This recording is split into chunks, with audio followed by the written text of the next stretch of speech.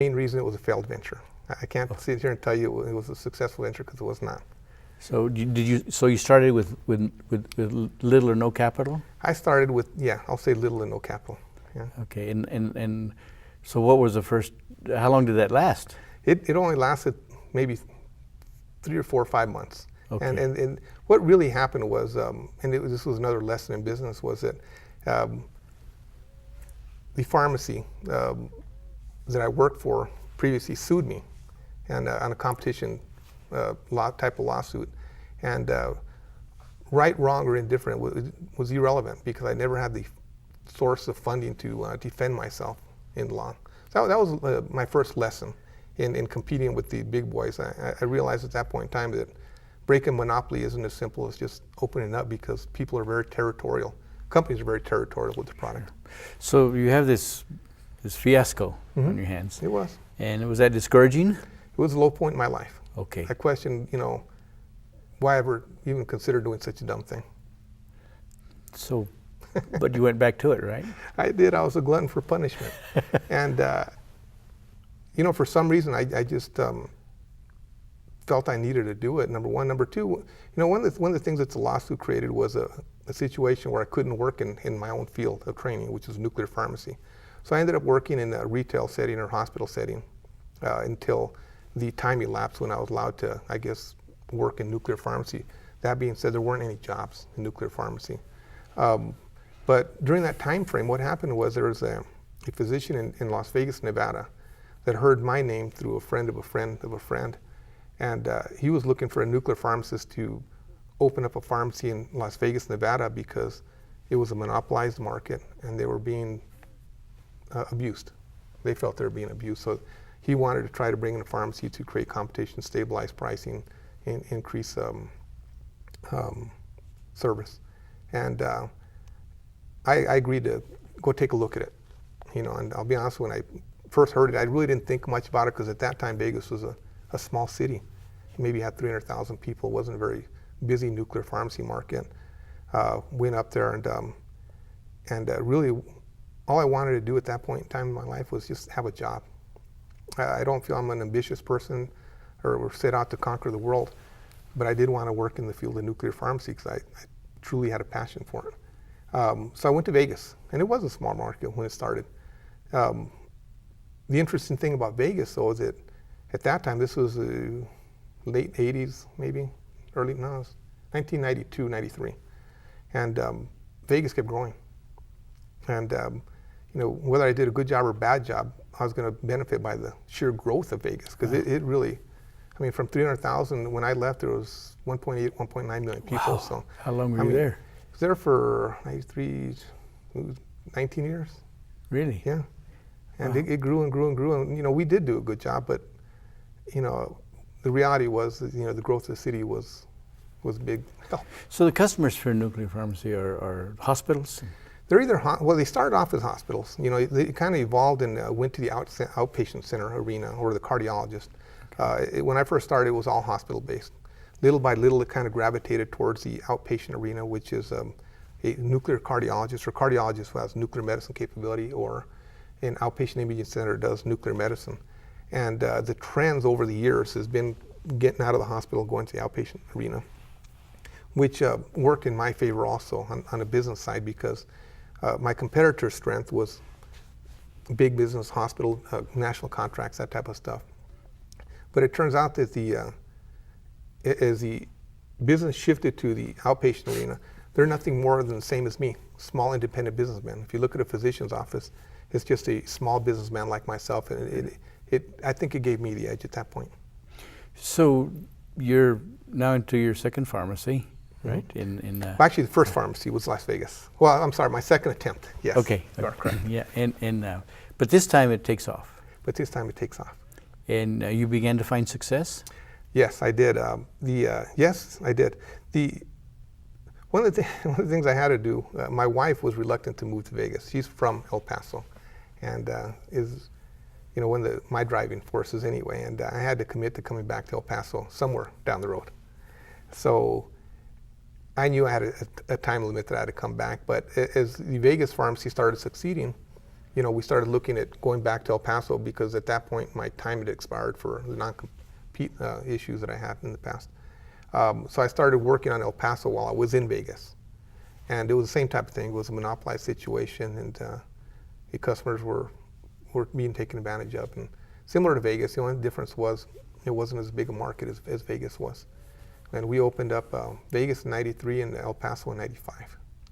Wow, wow. And so,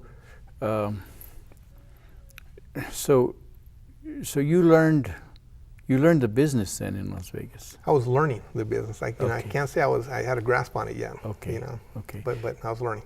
And so when you came to El Paso, was that on your own effort or with partners? That was I had partners when I went to Vegas, and one of the experiences I learned from my first debacle, I suppose, was to have more assistance in the legal area. So one of my partners when I opened up Vegas was an attorney out of Albuquerque, and he was helpful in battling off, I guess, the lawsuits, which there's 5 of them over 12 years from same competitor, trying to protect their territory. But without my partner, it would have been a lot more challenging. So the first suit when you started on your own, they sued you, and they enforced a non-compete? Well, no, they didn't necessarily enforce non-compete. What they did was they basically said that I took their knowledge. That everything I learned in nuclear pharmacy came from them. Oh, I see. Therefore, I sort of wouldn't have been able to compete against them had I not had information which they consider proprietary. And did that go on through the whole process, or did you just? No, I had to cave in because I saw what it was going to cost me, and I, quite frankly, couldn't open up a business and pay attorney's fees. Right. So now, when you start and you have a partner that's an attorney, you don't have to pay attorney fees anymore. Well, we still had to pay attorney's fees, but they were lessened. Okay. They were lessened. but that's smart. You put your ally on your yes. That's the only way I could afford to do it at that time. Because even when we opened up Vegas, I still didn't. So the lawsuits persisted? Yes, they did. For a long time? Pretty much for the length of my career. Really? Mm-hmm. For how long? Well, at least 12 years. Really? Yeah. They don't let up? No, they don't let up. No, there's a lot of money involved when it comes to monopolies. So you were able to build a business under this cloud of litigation challenges. Yeah, actually, Sam, I was able to survive a business, and yes, build a business. But I feel like I was in survival mode more than I was building. Wow, for all those years. Yeah. What's that like? Well, to be honest with you, it's initially the first two or three lawsuits. It's very nerve-wracking, because it's a great unknown and zero experience in the judicial system. I had no experience in that, so I learned a lot. I learned more about law than I ever cared to know about right now. But to be honest with you, after a while, it becomes part of business. After 6 or 7 years, it's just like, oh well, it's just the cost of doing business. You choose to to go into this field. That's what you expect out of this field, and it's nothing at that point. So you just put an expense item in? Pretty much. But the stress levels are gone. Okay. Okay. I don't know what it is. You get used to it or what, but you know what the outcome's going to be, and the outcome doesn't stop anyone. It's more of a hindrance. How was that struggle on your family? Now you have children? Yeah, my kids were being born at the same time that we're building and stuff like that. And the family, I wouldn't say it was a struggle in the family because I really didn't share that part as much with them as maybe I should have, for fear of them or my wife getting nervous. Or I didn't want to worry anybody else. I figure I can lose my hair and gain weight for all of us. Wow. How many children do you have? I've got 3 children. Boys, girls? I got 2 boys and a girl. My oldest is a girl, and then the 2 boys after that. Okay. My youngest is actually born in Vegas. Okay. He says he's lucky, by the way, because he's born in Vegas. So, so you come back to El Paso. Your wife's happy because she's back home. Mm-hmm. It's a big magnet to come back to El Paso. And well, actually, on the contrary, after a few years in Vegas, she didn't want to come back. But we were already committed, and I find that a funny story because it was a lot of work. And so, in coming back to El Paso now, you have to start all over again. Yes. And so it wasn't like you took the Las Vegas store and just transplanted it here. No. You started from scratch. You started from scratch. Start from scratch, with the exception that I had more experience behind me, and I knew a lot more about negotiating contracts, soliciting customers, and a lot of other things. I had a lot more buying power. It was a lot different at this stage. What kinds of, did you find challenges in your marketing here in El Paso? I did. You know, it was a lot more challenging than I expected. In what sense? Well, whenever you start a business, the first customer that's the hardest. The first customer is always the hardest customers to get.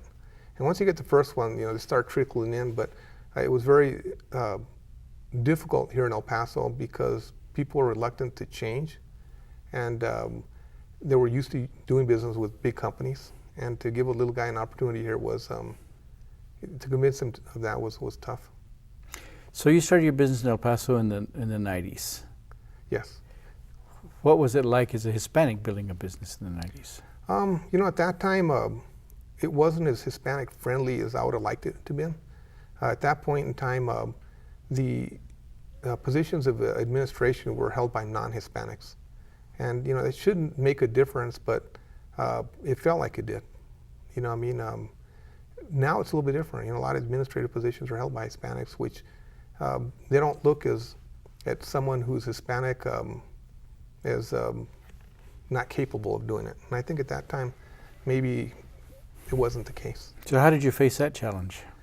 Persistence, quite frankly. You know, if I was here long enough, I figured someone's going to give me an opportunity, and eventually someone did, and it was a trickle-down effect. You know, we used to say it was like the pit bull and the cows or the bulls, and you start grabbing at the ankles like that, and eventually one ankle falls, then the second, and eventually the bull falls. You know, and that's what we like in our business too, our attack on business. You know, we just little by little we'll just keep attacking. Before you know it, we'll have adequate volume. But it took a little bit longer in El Paso than the other markets, to be honest. So you didn't get discouraged in the process? Well, I was fortunate that Vegas was doing very well. You know, you were still drawing from it. We were still drawing from Vegas. Really funded everything, pretty much everything that I've done after that. Okay. And Vegas was a huge market. You know, it was a huge opportunity for us. One that I would have never guessed would have been that big, but it truly was. And your family got to like Vegas. They did, yeah. Still like it. And but now you're in El Paso and you're facing a whole different world. You know, is El Paso a total different world from Las Vegas? Yes, it is. El Paso, from at least in my eyes or experiences, has always been a little bit behind the times. You know, it takes them a little bit longer to follow the trends. You know, for example, Vegas had a lot of outpatient imaging centers. El Paso had none. You know, so it was all hospital business. And eventually El Paso changes, but they're never one of the early ones that change. They're always one of the latter ones that change in pretty much everything. Not just outpatient imaging, but technology. You know, the equipment was probably less than adequate at that time, and everything else that goes with it. So you came in kind of ahead of the curve. Yes, we did actually, which was an asset to us or benefit for us. And we were able to say, why don't you try this or that or the other. It's the way they're doing in other cities. And since you like starting things, this was a cup of tea for you. It actually was. It was actually fairly easy for me. You know, it also spawned other business opportunities, because during that time we also created some software that was unique to our business. You know, we created software for the nuclear medicine department, so we called BioDose, and we created a software system for the pharmacy that is it's a gold standard today. Everybody in the country uses our software. Really? Yeah. Wow. So we had an opportunity to create another business. Okay. You know, it was a lot of fun. Well, we've got to talk about that. We're gonna take a little break here and get back to this story of this new venture you're developing now with the software. But a fascinating story, Mr. Candelaria. Really appreciate